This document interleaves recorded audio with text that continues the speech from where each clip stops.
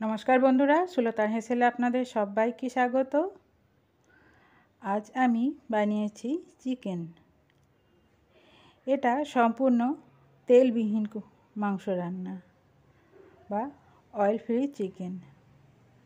সম্পূর্ণ তেল না দিয়ে আজকে আমি মাংসটা রান্না করেছি। দেখুন, দেখে বোঝাই যাচ্ছে না এতে কোনো তেল নেই। সাইডটা দেখুন কত সুন্দর, মাংসর থেকে যে ফ্যাট বেরিয়েছে সেটাই কেমন ভেসে উঠেছে। আর খেয়েও কোনো কিছু পার্থক্য বোঝা যাচ্ছে না যে এটা তেলবিহীন রান্না হয়েছে। বাড়ির লোক তো কিছুই টের পায়নি যে এটা তেলবিহীন মাংস রান্না হয়েছে। তারা যেমনই মাংস খায় সেরকমই খেয়েছে, বুঝতেই পারেনি। আর দেখেও দেখুন কিছুই বোঝা যাচ্ছে না যেটা তেলবিহীন মাংস রান্না। খেতে তো খুবই সুন্দর হয়েছে। আর যেসব লোকেদের কোলেস্টেরল আছে বা সুগার আছে, তারা যদি এইভাবে মাংস রান্না করে খান তাহলে তাদের স্বাস্থ্যের কোনো ক্ষতি হবে না, বরং এইভাবে মাংস রান্না করে তা খাওয়া তাদের উচিত, বিশেষ করে যাদের কোলেস্টেরল আছে।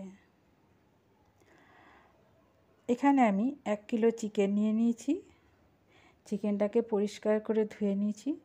আর চিকেনটা ছোট বড় যেমন ইচ্ছা পিস করে নিতে পারেন। বোনলেসও নিতে পারেন, আবার হাড়সহ মাংসও নিতে পারেন। পরিষ্কার করে জলটা ঝরিয়ে নিয়েছি।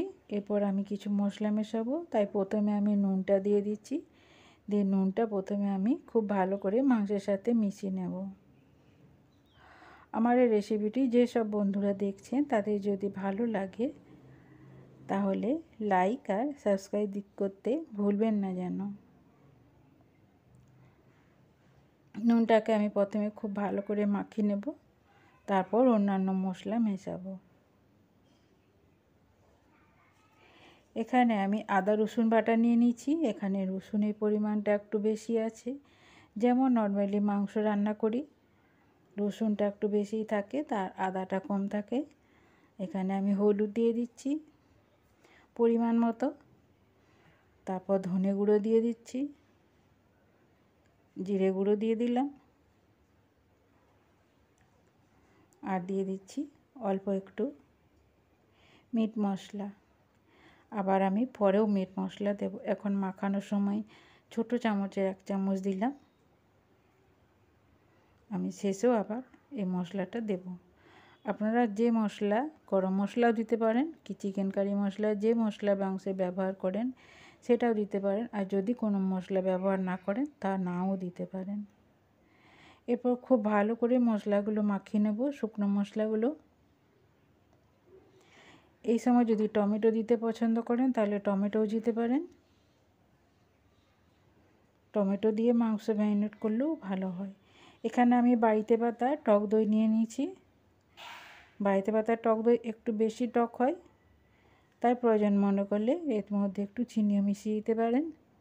আর যদি বাড়িতে সুগারের রোগী বা কোলেস্টেরলের রোগী থাকে তাহলে চিনি না দিলেই ভালো হয়।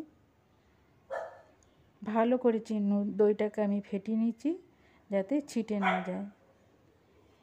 এরপর মাংসের সাথে আমি দইটা দিয়ে দিচ্ছি। এখানে 1 কাপ থেকে 1.5 কাপের মতন দই আছে।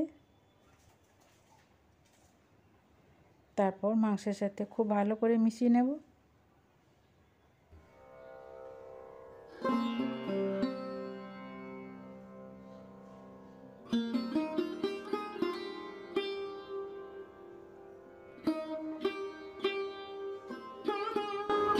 তারপর খুব ভালোভাবে মাখিয়ে নিচ্ছি। আপনারা চাইলে এমনি যে কোনো টক দই বাড়িতে পাতা বা কেনা দই দিয়ে দিতে পারেন।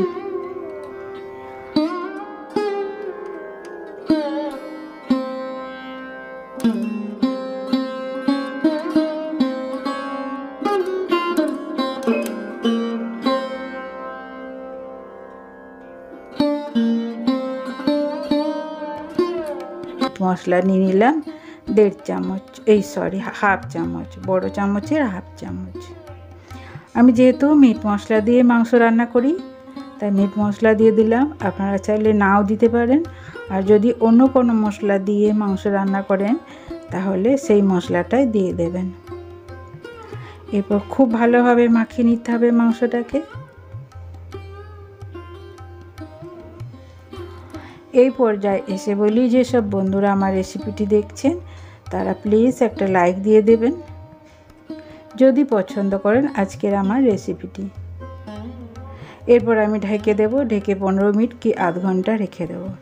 এখানে আমি বড় সাইজের 4খানা পেঁয়াজকে কুচি করে নিয়েছি। এরপর কড়াইতে আমি দিয়ে দিলাম পেঁয়াজটা। কড়াইটা আমি কিন্তু গরম করিনি, পেঁয়াজটা দেওয়ার পরে গ্যাসটা আমি জ্বেলে দিলাম। এরপর পেঁয়াজটাকে একটু নরম হওয়ার জন্য নেড়ে নেব। তারপর আমি মাংসটা দিয়ে দিচ্ছি, ম্যারিনেট করা মাংস। আর পাশে ওই গামলাতেই আমি একটু গরম জল বসিয়ে দিলাম। তারপর পেঁয়াজ মাংস সব একসাথে আমি প্রথমে 2 মিনিট আমি গ্যাসের আঁচকে বাড়িয়ে কষিয়ে নেব।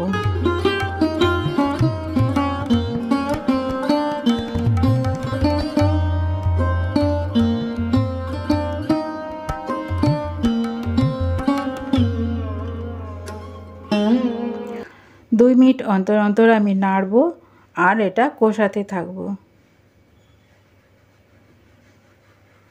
এই সময় কিন্তু আমি ঢাকা দেব না, আমি আবার 2 মিনিট পরে নাড়ছি। দেখুন মাংস থেকে জল ছেড়ে দিয়েছে।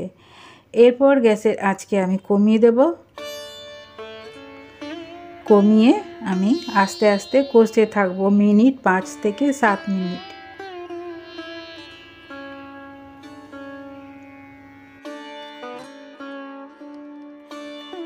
গ্যাসের আঁচকে আমি মিডিয়ামে রেখে দেব। আর ওই 2 থেকে 3 মিনিট অন্তর অন্তর একটু করে নেড়ে নেব। এইভাবে আমি 7 থেকে 10 কিংবা 5 মিনিট এইভাবে, যতক্ষণ না মাংসটা কষানো হচ্ছে, মাংস থেকে তেল ছাড়তে শুরু করেছে, ততক্ষণ মাংসটাকে কষতে থাকবো।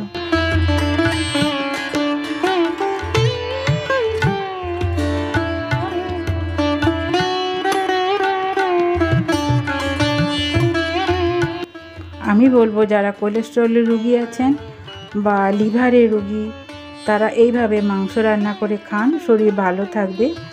আবার এইভাবে মাংস রান্না করে খেলেও দেখবেন বিকেলের দিকে আর বেশি রিচ মাংস খেলে যেমন হজম হতে চায় না, আর এইভাবে রান্না করলে দেখবেন হজম হয়ে যায়। এই দেখুন মাংস থেকে তেল ছাড়তে শুরু করে দিয়েছে।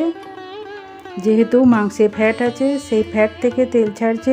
আর আমি দই দিয়েছি, আর সেই দই থেকেও কিছুটা ঘি যেটা বলে সেই ছাড়বে। তারপর সাইডে তেল তেল লাগবে, তখন জানবেন মাংসটা ঠিকঠাক কষা হয়ে গেছে। আমি আরেকটু শুকনো করে নেব। পেঁয়াজগুলো দেখুন কত সুন্দর নরম হয়ে মাংসের সাথে মিশে গেছে।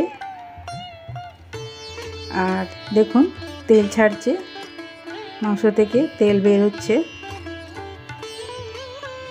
আমি আবারও ঢেকে দিয়েছি, ঢেকে একটু শুকনো করে নিলাম, যাতে এই সময় যদি কেউ কষা মাংস খেতে চায় এই সময় খেতে পারে। আর যদি ঝোল চান তাহলে জল দিয়ে দেবেন, অবশ্যই গরম জল। আমি গরম জল দিয়ে দিলাম। গরম জল দিয়ে আমি এটাকে আরও 5 মিনিট রান্না করে নেব।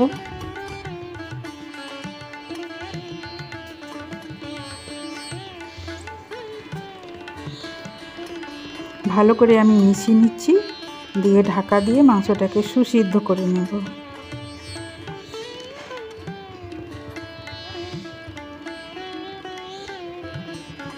দেখুন একদম কত সুন্দর কালার হয়েছে। আর এটা রুটি দিয়েও খেতে ভাল লাগে। আর আমরা অধিকাংশ দিনই রাত্রেবেলা এইভাবে মাংস রান্না করে খাই। এটা খুবই সহজে হজম হয়ে যায়। আর এই গরমে তো কথাই নেই।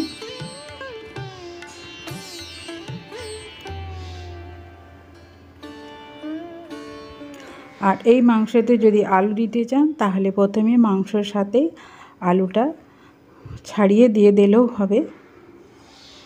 ভাজা বা সেদ্ধর কোনো প্রয়োজন নেই, একদম মাংসের সাথে আলুও সেদ্ধ হয়ে যাবে। দেখুন আমি নামিয়ে নিয়েছি মাংসটা আর ঠান্ডা করে নিয়েছি। আর সাইড থেকে দেখুন কীরকম তেল ভেসে উঠেছে, অর্থাৎ মাংসের তেল। মাংসের যেটা ফ্যাট সেটা। আর এই জন্যই মাংসটা খেতে, তেলবিহীন মাংসটা খেতে এত সুন্দর হয়। এরপর আমি ঠান্ডা করে নিয়েছি। এরপর আমি একটা প্লেটের মধ্যে আপনাদের তুলে দেখাবো। দেখুন কত সুন্দর হয়েছে। আপনারা চাইলে পেঁয়াজটা আরেকটু বাড়িয়ে দিতে পারেন, তাহলে আরেকটু গ্রেভিটা আরেকটু ঘন হবে।